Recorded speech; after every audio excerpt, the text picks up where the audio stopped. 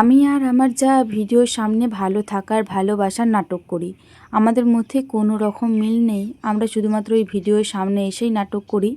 আমরা জানি যে আমাদেরকে আলাদা হতেই হবে, তো সেই কারণে এখন একসঙ্গে আছি বলেই শুধুমাত্র এই নাটকটা করি। তো হাই এভরিওয়ান, গুড মর্নিং। আশা করছি সকলে খুব ভালো আছেন আর সুস্থ আছেন, আর আমরাও বেশ ভালো আছি। আজ হলো সোমবার, এখন ঘড়ির কাঁটায় সকাল ওই 6টা মতো বাজছে। এখন থেকে আজকের ব্লগটা আমি শুরু করছি। আশা করছি আজকের ব্লগটি আপনাদের ভালো লেগে থাকবে। উঠেছি 5টা 10-15 মতো বাজবে ওরকম টাইমে। উঠে পরে সবার প্রথমে ভয়েস ওভারের কাজটা সেরে বাথরুম থেকেও চলে এসেছি। আজকে সকালে সেই রকম কোনো কাচাকুচি ছিল না, জানেন তো। আর আজকে বাসি কাপড়টাও চেঞ্জ করে নিই। আজকে আমাদের বাড়িতে রয়েছে রান্না পুজো। এই নিয়মটা হয়তো অনেকের বাড়িতেই রয়েছে, আর আমাদের বাড়িতেও এটা রয়েছে। আজকে সারা দিন তো অনেক রকমের রান্নার আয়োজন করা হবে। আজকে সারাটা দিন বলতে পারেন রান্না হবে একদম সন্ধে পর্যন্ত। তো আজকে মা আর বাবা দুজনে মিলে গিয়েছে মাঠ। আজকে কটা মতো শসা বেরোবে, ওই শসাগুলো নিয়ে বাবা আজকে বাজার যাবে। তো দেখলাম যে এখনও পর্যন্ত মা মাঠ থেকে আসেনি, আর আমিও তো এখনও পর্যন্ত বাসি কাপড়টা চেঞ্জ করিনি। তো সেই কারণে ভাবলাম একেবারে নাতাটা দিয়ে দিই। আমাদের নাতা দিতে খুব একটা বেশিক্ষণ লাগে না। ওই যে রান্নাঘরটুকু রয়েছে, ওই রান্নাঘরটি নাতা দিতে হয়। আর এই যে মাটির পিঁড়েটা রয়েছে, তাও মাটির পিঁড়েটা এখন কাদার জন্য কিন্তু পুরোটাও দেওয়া হয় না। এখন যেহেতু প্রত্যেকটা দিন জল হচ্ছে, তো সেই কারণে কিছুটা অংশ মা কিন্তু ত্রিপল দিয়ে ঢাকা দিয়ে রেখে দিয়েছে। তাছাড়া কিন্তু আমাদের এই রান্নাঘরে পারাপার করা ভীষণই অসুবিধা হয়ে পড়তো। এদিকে কিছুক্ষণ আগেই মা আরে এলো, তো মা এসে বললো, তোকে কেন নাতা দিতে হবে, আমি তো দিয়ে দিতাম। তবে দেখলাম যে বেলা হচ্ছে, আর আজকে যেহেতু বাড়িতে পুজোও রয়েছে, আজকে যেহেতু পঞ্চমী পুজো রয়েছে, আবার প্লাস এই রান্না পুজো রয়েছে, সব মিলিয়ে মিশিয়ে আজকে সারাটা দিন একটা ব্যস্ততার মধ্যেই কাটবে।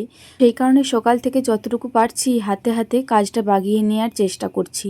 এই যে এইদিকে কিন্তু আমার নাতা দেওয়া কমপ্লিট হয়ে গিয়েছে, আর এই দিকটা কিন্তু আর নাতা দেবো না। ওই যে বললাম এখন প্রত্যেক দিন বৃষ্টি হচ্ছে, সেই কারণে মা বেশিরভাগ অংশই ত্রিপল দিয়ে ঢাকা দিয়ে রেখে দিয়েছে। এই যে বাবার দেখছি এইদিকে বোঝ করাও হয়ে গিয়েছে, এরপরে বাবা বাজার চলে যাবে।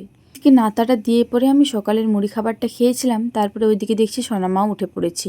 ওকে ব্রাশ করিয়ে করিয়ে রেখেছি, ওইদিকে ওর খাবারটাও চাপিয়ে দিয়ে এসেছি। এখন ঘড়ির কাঁটায় হয়তো ওই 7টা 10-15 মতো বাজবে। এই মুহূর্তে ঠাকুমার কিন্তু অর্ধেক তরকারি একদম প্রায় বোনানো কমপ্লিট। ঠাকুমা আজকে সকালে উঠেই তরকারি বোনাতে বসে পড়েছিল। আজকে দুপুরের তরকারির মধ্যে হবে এই যে আলু পোস্ত হবে, আর মাছের ঝোল হবে। আর এই যে তরকারি পাতিগুলো দেখছেন, এগুলো আজকে রাত্রের আর কালকে দুপুরের। কালকে আমাদের পান্তা ভাত রয়েছে। এদিকে আমরা এনেছি, আমরা টক করা হবে। আমাদের এই রান্না পুজোতে কিন্তু এই যে সজনে শাকটা রয়েছে, এই শাকটা কিন্তু একদম পার্মানেন্ট চাই। একটা পাতা হলেও সবাইকে করে কিন্তু খেতে হবে। অনেকে হয়তো এই সজনে শাকটা পছন্দ করে না, তার তালিকায় কিন্তু আমিও রয়েছি। আমার কিন্তু সজনে শাক খুব একটা বেশি পছন্দের নয়। যাই হোক, ওইদিকে সোনামাকে খাবার খাইয়ে ক্লিনিং করিয়ে আমি সোজা চলে গিয়েছিলাম স্নান করতে। আজকে দিদিভাই কিন্তু সকালেই স্নান করে চলে এসেছিলো। আমিও তো অন্যদিন দেখেছেন যে সকালেই স্নান করে নিই। তবে যেহেতু আমার দাঁত তুলিয়েছি, এখনও পর্যন্ত সেলাইটা কাটা হয়নি, তো সেই কারণে অত সকালে আর স্নান করিনি। যদি বাইরে রোদ দিত তাহলেও দেখা যেত, তবে বাইরে আজকে একটুকুনো রোদ দেয়নি। সকাল থেকে ঝিরিঝিরি বৃষ্টি পড়ছে, তো সেই কারণে আরও বেশি করে সকাল করে স্নান করিনি। এই মুহূর্তে স্নান করে এলাম। এসে পরে আমাদের ভৈরব থানে কিন্তু প্রণাম সেরে চলে এসেছি। আমার ঘরে যে ঠাকুরের তাকটা রয়েছে, এই ঠাকুরের তাকটায় একটা ধূপ দিয়ে দিলাম, আর আমার বাবার কাছে একটা ধূপ দিয়ে দেবো। বিশেষ দিনগুলোতে এই বাবার জন্য একটু বেশি মন খারাপ লাগে। বাবা মানুষটা আমার ভীষণ ভালো ছিল, জানেন তো। এই রান্নার দিনগুলোতে বাবা ভীষণ মজা পেত। ওই যে অনেক অনেক বাজার করতো, বাবা বাজার করতে ভীষণ পছন্দ করতো। যাই হোক, মন খারাপ করলেও আর কিছু হবে না। যেই মানুষটা চলে গিয়েছে সে মানুষ আমাদের কাছে আর ফিরবে না। তবুও প্রত্যেকটা দিন জানেন তো, যখন একা থাকি ভীষণ মনটা খারাপ লাগে। একটা মেয়েই হয়তো বুঝবে তার বাবা না থাকলে তার কতটা পরিমাণে কষ্ট হয়। যাই হোক, ওইদিকে বাবাকে আর ঠাকুরকে তো ধূপটা দিয়ে চলে এসেছি। এবারে চুলটা আছড়িয়ে নিই। ওইদিকে মনে হয় দিদিভাইয়ের ভাতটা হয়ে গিয়েছে। দিদিভাইও বেশ অনেকক্ষণ হলো সোনা বাবাকে খাবার খাওয়ায়নি। টুকিটাকি কাজে আজকে সকাল থেকে ব্যস্ত ছিল। আমি রান্নাশালকে চাই, তারপরে না হয় সোনা বাবাকে খাবারটা খাইয়ে দেবে। আমাকে তো অনেকেই কমেন্ট করেন যে দিদিভাই চুল খুলে সিঁদুর পরো না। এই যে দেখুন, আমি চুলটা কিন্তু কাংড়ায় করে এঁটে পরে সিঁদুরটা পরছি। প্রত্যেক দিন খেয়াল থাকে না, তবে প্রত্যেক দিন কিন্তু এই ভুলটা করি না। এই যে ওইদিকে দেখলেন সোনা বাবা আমার কলে ছিল, কারণ সোনা বাবা প্রচুর পরিমাণে কান্নাকাটি করছিল। সেই মুহূর্তে দিদিভাই ভাতটা নামাচ্ছিল। দিদিভাই ওইদিকে সোনা বাবাকে খাবার খাওয়াতে গেল। এইদিকে আমি ফিরে পটলগুলো ভেজে নেবো সবার প্রথমে। ওইদিকে পটলগুলো নুন হলুদ মাখিয়ে রেখেছিলাম যাতে একটু জলটা ঝরে যায়। এদিকে তেলটা চাপিয়ে পড়ে, তেলটা আসার পরে এবারে একে একে পটলগুলো দিয়ে দিচ্ছি। আমাদের যেহেতু দুদিনকার রান্না, আজকের আবার কালকের, তো সেই কারণে 2 কড়াইয়ে কিন্তু পটলগুলো দেবো। একটু মুচমুচে করে ভেজে পরেই রাখবো, যাতে পটলগুলো নষ্ট না হয়ে যায়। আজকে কিন্তু যে কোনো জিনিসে আমাদের কোনো রকম জল ব্যবহার করা যাবে না। যে কোনো জিনিস আমরা এই তেলে ভেজে ভেজে করবো আর ঢাকা চাপা দিয়ে একটু করে সেদ্ধ করে নেবো। এই যে আমার পটল ভাজাটা এইদিকে দেখছি প্রায় হয়ে এসেছে। আর এদিকে আমার সোনামাটা আজকে একটু দেরি করে উঠেছে, তো সেই কারণে ঘুম পাড়াতে গিয়েছিলাম, মোটেও ঘুমাচ্ছিল না। এই যে চলে এসেছে আমার কাছে। রান্নাশালে যেই থাকুক না কেন, আমি বা ওর জেঠিমা দুজনের কাছে এসে পড়ে এরকম কলে চেপে বসে থাকবে। ওর কিন্তু এটাতে ভীষণ মজা লাগে, আর আমারও কিন্তু বেশ ভালোই লাগে। ওইদিকে পটল ভাজা করা কমপ্লিট হয়েছিল, তারপরে দিদিভাই চলে এসেছিলো সোনা পাপাকে খাবার খাইয়ে। ওইদিকে দিদিভাই কাল্লা ভাজা করে পোস্তর চাপিয়ে দিয়েছিল, আর মা ওইদিকে পোস্তটা নামিয়ে নিয়েছে। কিছুক্ষণ আগেই বাবা বাজার থেকে এলো। আজকে যেহেতু বাবা বড়জোড়া গিয়েছিল, তো সেই কারণে বাবাকেই বলে দিয়েছিল যে বড়জোড়ার থেকেই মাছটা নিয়ে চলে আসবে। আর মাছটা কি সুন্দর মাছ দেখুন, আর 2 দিনকার রান্না, তো সেই কারণে একটু বেশি পরিমাণেই এনেছে। যাই হোক, ওইদিকে মাছগুলো ধুয়ে নুন হলুদ মাখিয়ে দিয়ে চলে এসেছি। মা বললো আমি না হয় এবারে একে একে রান্নাগুলো করে নিচ্ছি, তুই না হয় একবার পেস্টগুলো করে নে। তো সেই কারণে এইদিকে আমি একে একে পেস্টগুলো করে নিচ্ছি। এদিকে কিন্তু তিলটাই সবার প্রথমে করে নিচ্ছি। তিলের পরিমাণটা একটু বেশি পরিমাণেই রয়েছে, কারণ তিলের 2টো রেসিপি করা হবে। একটা হচ্ছে তিলের বড়া করা হবে, আর একটা হচ্ছে তিলের ঝিঙে, তো সেই কারণে একটু পরিমাণটা বেশি রয়েছে। বেশ অনেকটা টাইম পর আপনাদের সাথে দেখা হচ্ছে। এখন ঘড়ির কাঁটায় দুপুরে 2:30 মতো বাজছে। সোনামা আজকে তো সকাল থেকে ঘুমায়নি, ওই 1-1:30টার মতো টাইমে, ওইরকম টাইমে ঘুম পাড়িয়েছিলাম। তারপরে কিছুক্ষণ আগেই উঠে পড়েছিল। আর এই যে উঠে পরেই দেখছি মায়ের এইদিকে তিলে ঝিঙে হয়ে গিয়েছে, তিলের বড়াটা করছে। আজকে কিন্তু প্রায় রান্না আমার শাশুড়ি মাই করেছে। আমরা দুই যায়ে শুধুমাত্র ওই যে আমি পটল ভাজা করেছিলাম, আর দিদিভাই সকালের ভাতটা, আলু পোস্তটা আর কাল্লা ভাজাটা করেছিল। তারপরে বাদ বাকি যে রান্নাগুলো, ওগুলো কিন্তু শাশুড়ি মাই করেছিল।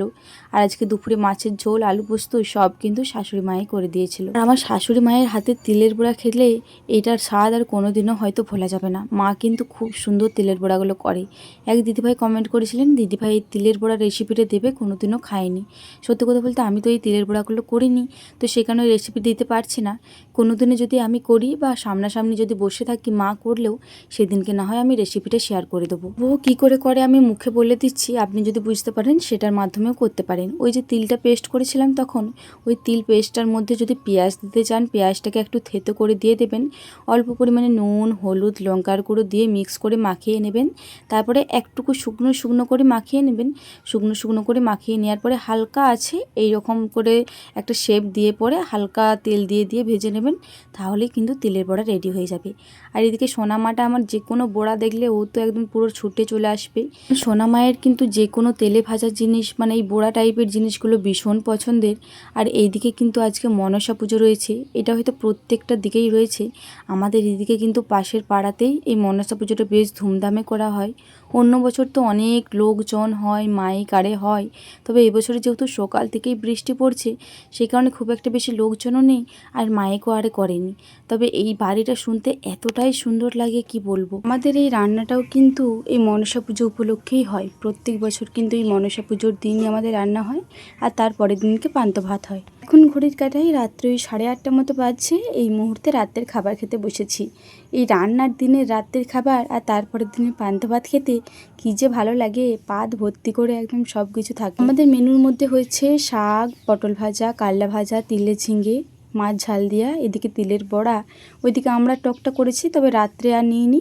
আর এদিকে চাপ চাপ আমরা দিয়ে মুসুরির ডাল। আর এইদিকে আমি খেতে বসবো, আমার সোনামাটা বসবে না তা কখনো হয়। আর আজকের প্রত্যেকটা রান্না কিন্তু দিদিভাই আর মা দুজন মিলেই করেছে। এই যে মাছ ঝাল দেওয়াটা দেখছেন আর ডালটা দেখছেন, এই মাছ ঝাল দেওয়ার ডালটা কিন্তু দিদিভাই করেছে। তো প্রথমেই বললাম যে আমার সজনে শাকটা খুব একটা বেশি পছন্দের নয়, তবে আমাদের নিয়মে রয়েছে এই শাকটা একটু হলেও খেতে হবে। তো সে কারণে একটা পাতা নিয়ে অল্প পরিমাণে ভাত নিয়ে খেয়ে নিয়েছি। যাই হোক চলুন রাতের খাবারটা এবারে তৃপ্তি সহকারে খাই। আজকে প্রত্যেকটা রান্না কিন্তু খুবই সুন্দর হয়েছিল, আর প্রত্যেকটা রান্না আমার পছন্দের। আর খেতে খেতে একটা কমেন্ট মনে পড়লো, এই কয়দিন আগেই আমার আর দিদিভাইয়ের একটা ভিডিওতে কমেন্ট এসেছে কিভাবে সারা জীবন দুই জা একসাথে থাকা যায়। তার উদ্দেশ্যে আমি বলতে চাই, দুই জা যদি মিলেমিশে থাকা যায় সারা জীবন, তাহলে কিন্তু সারা জীবনই একসঙ্গে থাকা যায়। এমনটা নয় যে আমরা আজকে একসঙ্গে আছি বলে ভিডিওর সামনে শুধুমাত্র নাটক করছি, হাসি খুশি থাকার চেষ্টা করছি। আমরা যতদিন পারবো একসঙ্গে এরকম হাসি খুশি থাকার চেষ্টা করব। আমি জানি না আপনি এটা ভালোভাবে বলেছেন নাকি খারাপভাবে, তবে আমি কিন্তু আপনাকে ভালোভাবে রিপ্লাই দিচ্ছি। দুই জা মিলেমিশে থাকলে সারা জীবন থাকা যায়। হ্যাঁ, এটাও সত্যি যে যা কখনো একসঙ্গে থাকতে পারে না, জানি একদিন না একদিন ঠিক আলাদা হবে, তবে যতদিন থাকবো মিলেমিশে হাসি খুশিভাবেই থাকবো। যাই হোক, আজকের মতো আসি।